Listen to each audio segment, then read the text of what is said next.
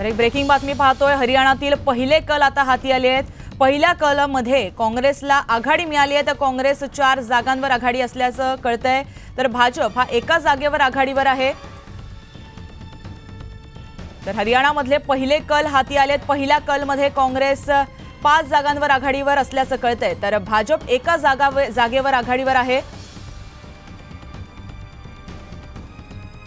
तर आता अपडेटेड एक बातमी येते, ती म्हणजे भाजपचा कल जो आहे तो आता 2 जागांवर आहे। 2 जागांवर भाजप आघाडीवर असल्याचं कळतंय, तर काँग्रेस 5 जागांवर आघाडीवर आहे। काँग्रेसनं पुन्हा एकदा वर वाटचाल केली आहे। 6 जागांवरती आता सध्या काँग्रेस आघाडीवर असल्याचं कळतंय।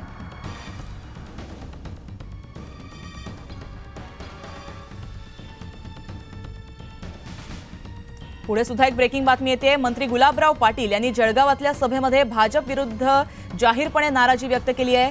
निर्धार मेळाव्याला भाजपच्या नेत्यांनी पाठ फिरवल्यानं त्यांनी खंत व्यक्त केली आहे। भाजपच्या मंडळींना बोलवलेलं असताना देखील आमची भाजपची मंडळी आज आली नाही, कारण भाजप आता नवरदेववाले असल्यामुळे त्यांना किंमत आहे, त्यामुळे निश्चितपणे आम्ही यातून मार्ग काढण्याचा प्रयत्न करू, असं गुलाबराव पाटील म्हणाले आहेत।